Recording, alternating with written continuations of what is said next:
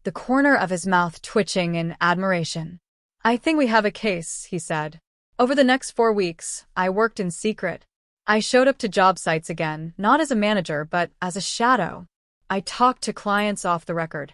I quietly asked engineers, suppliers, even interns about their recent interactions with Ryan. Almost everyone had something to say. Miscommunications, unapproved design changes, invoices left unpaid, clients ghosted. I compiled everything into a massive file labeled Restoration. Because that's what this was, not revenge, not a power grab. A restoration of what was meant to be. The turning point came when I got a call from an old client, Mr. Rayner. He was a major investor, responsible for nearly 40% of our annual income. He said, "Claire, are you still involved with Ellis and Company?" I hesitated. "Why do you ask?" "Because your brother just presented a proposal that's, well, laughable. He wants to gut the building's historic integrity, and he said you approved it." I clenched my jaw. I most certainly did not. Rayner sighed. "That's what I thought. I'm pulling out, unless you're still involved." I looked out the window of my apartment, hand tightening around the phone. "Give me 72 hours, I said. I called a board meeting. Even though the company had been family-run, we still had a small board of advisors, people my father had appointed for oversight and guidance. James helped me file a legal motion to pause any major decisions until internal concerns were addressed. Ryan stormed into the meeting late, wearing his usual cocky smile. "What's this?" he asked, tossing his leather folder on the table. I stood across from him, folder in hand, eyes locked on his. "It's called accountability," I said. I laid out the evidence. The botched structural redesigns, the unapproved changes to contracts, the investors he'd misled, the clients who threatened to leave, the documentation from the city, 2 safety complaints under review, and finally, my father's letter. I read it aloud, word for word. The room fell silent. Ryan's face flushed red, then pale. "You can't prove any of that," he snapped. "I can. I have emails, signatures, witness statements. And I have the trust of the people who actually make this business work." Greg, our foreman, stood up then. Quiet but firm. "I'd follow Claire over you any day," he said. The board voted to temporarily suspend Ryan's executive privileges, pending legal review. He screamed, threatened lawsuits, said I was poisoning our father's memory. I didn't respond. Because I didn't need to yell. The facts had already done the work. But I wasn't done. Not yet. 3 days later, I organized an all-staff meeting. Every single employee packed into the warehouse bay, builders in muddy boots, designers in polished loafers, admin staff with notepads in hand. I stood on a makeshift platform, an old workbench my father once used, and held up the original Ellis and Company blueprint, aged and curling at the edges. "My father built this company on trust," I said. "Not shortcuts. Not greed. Not manipulation." I looked around the room, saw faces I'd known since I was a teenager. Some nodded. Some wiped their eyes. "I'm not asking for loyalty to me. I'm asking for loyalty to the mission, to the integrity of this work, to the clients who trust us, to the families whose homes we build." Silence. Then one clap. Then another. And soon, the entire warehouse erupted. I stepped down from the platform, heart pounding, not from fear, but from something far stronger. Conviction. The legal process took months. But Ryan's case fell apart quickly. Clients submitted letters. Vendors testified. And when the court reviewed the letter from my father alongside the mountain of documented negligence, the verdict was clear. Ryan's control was revoked. The company was returned to joint ownership, but I was granted full operational leadership. Ryan was offered a severance package with the option to walk away quietly. He did. Not because he accepted defeat, but because he knew, deep down, he'd lost the war the moment I stood up and refused to be silent. I moved back into my father's office. At first, it felt like stepping into a tomb, his leather chair still warm with memory, his notes still taped to the monitor. But slowly I made it mine. I hung up new blueprints, opened the windows, painted the walls the color of sky before sunrise, hopeful and clear. One afternoon, I found a small metal box in the bottom drawer, hidden behind tax files. Inside were old Polaroids. Me and Dad at the first Ellis project I ever worked on, an old cabin in the woods. He'd written on the back, "Future CEO." I laughed through tears. He knew all along. Months passed, but the scars Ryan left behind didn't fade easily. Clients needed reassurance. Vendors wanted tighter contracts. Employees were still cautious, unsure if the storm was truly over. But I wasn't just steering the company now. I was rebuilding its soul. The first major decision I made was to launch a division Dad had always dreamed of, Ellis Legacy Projects, an initiative to restore historical buildings and donate our services to community centers and public schools. It wasn't flashy. It didn't bring in massive profit. But it made people remember what Ellis and Company stood for. One of our first legacy projects was the Hartley Community Library, a decrepit brick building slated for demolition. I visited the site personally, walking through the dust with our lead architect, Zoe. She whispered, "Feels like something worth saving." I smiled. Exactly what I was thinking. But Ryan wasn't done with me yet. 6 months after he vanished, he filed a lawsuit claiming wrongful removal, asserting I forged the letter and manipulated the board into giving me control. It felt like déjà vu, but this time I wasn't scared. We had truth. And we had the paper trail to prove it. James, our attorney, was calm when he received the court summons. "Let him try," he said. "He's walking into a fire carrying gasoline." The trial was set for April. It became a media circus. Family Feud at Ellis and Company, the headlines read. But this time I had allies. Former employees Ryan had mistreated testified on my behalf. Greg, our foreman, took the stand and said, "I watched Claire pull this company back from the edge. I wouldn't be here today if she hadn't stepped up." Our accountant revealed documents Ryan had tried to delete, digital evidence of altered budgets, ghost payments, false invoices. Even Ryan's ex-girlfriend, Madison, a former HR rep, testified that he'd used company funds for personal trips to Miami and Aspen. The courtroom was silent when James presented one final piece of evidence, a notarized copy of the same letter my father wrote, discovered by the notary's archive itself. Original ink. Filed 3 weeks before Dad's death. Ryan's lawyer went pale. Game over. The judge didn't need long. In her ruling, she stated, "The plaintiff's claims are not only unfounded, but reflect a disturbing pattern of deceit. Claire Ellis is the rightful steward of this company, not because of bloodlines, but because of integrity, vision, and truth." Ryan was ordered to pay all court fees and barred from using the Ellis and Company name in any future venture. He left the courtroom without a word. A week later, I got an email. No subject line. Just a message. "You think you won, but you lost me." I stared at the screen for a long time. Then I replied, "I didn't lose you, Ryan. You lost yourself." And hit delete. That summer, Ellis and Company reached its highest quarterly revenue in 5 years. But it wasn't the money that made me proud. It was the culture. Employees came forward with ideas. Designers felt heard. Our projects made the news not because of lawsuits, but because of innovation. We built a community garden for a local women's shelter. We restored a 1901 firehouse into a tech training center for underserved youth. One morning, I arrived early to the office and found a sticky note on my door. It said, "Thank you for fighting. We see you. We're with you." No name. Just solidarity. The final piece of justice wasn't about Ryan. It was about my mother. After Dad's funeral, she had disappeared from my life, siding with Ryan in every conversation.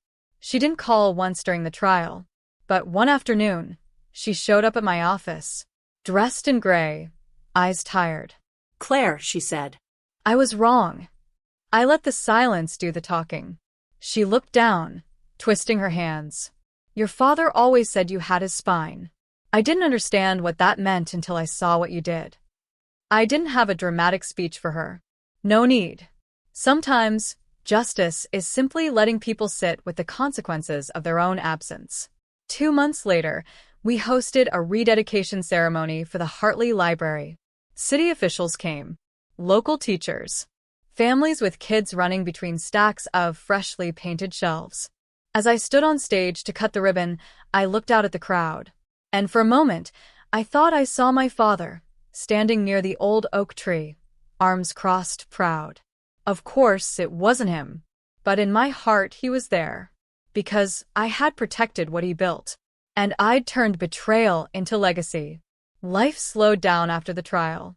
Not because the work got easier, but because I stopped carrying the burden of needing to prove myself to people who had already made up their minds. I had proven what mattered. Not in a courtroom, not on paper, but in the eyes of my team, in the spirit of the company, in the rhythm of peace that followed every hard decision. I still wake up early, old habits die hard. But now, my mornings start with gratitude. A walk around the garden, a journal entry. Sometimes, I reread the letter Dad left me, creased and worn, living in the drawer of my desk. He wrote, "You always showed up when it counted. That's what makes a leader. Not the loudest voice, but the one people trust when everything falls apart." I didn't realize how much I needed those words until years later. Because truthfully, I spent most of my life waiting for someone to validate me. My father, my brother, even my mother. But now? Now I validate myself. Ryan never reached out again. I heard through old friends he moved to Texas. Started something in real estate. It didn't last. People say I should hate him. I don't. He taught me something I couldn't have learned any other way. That blood may tie us, but only loyalty binds us. And that sometimes the deepest betrayal comes from those who never truly saw you to begin with. Ellis & Company is no longer just a company. It's a legacy of redemption, of second chances, of purpose redefined.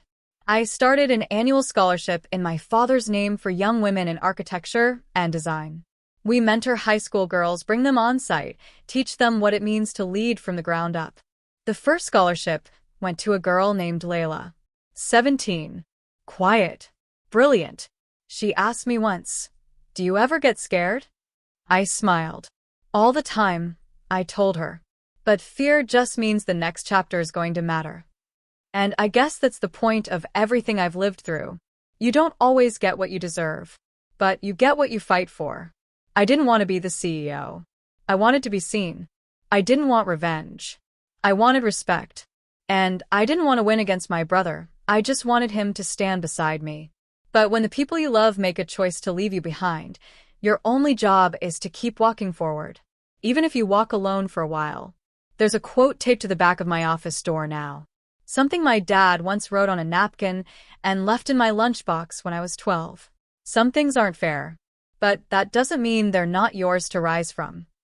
I rise, Dad, every day, with fire in my belly and peace in my bones.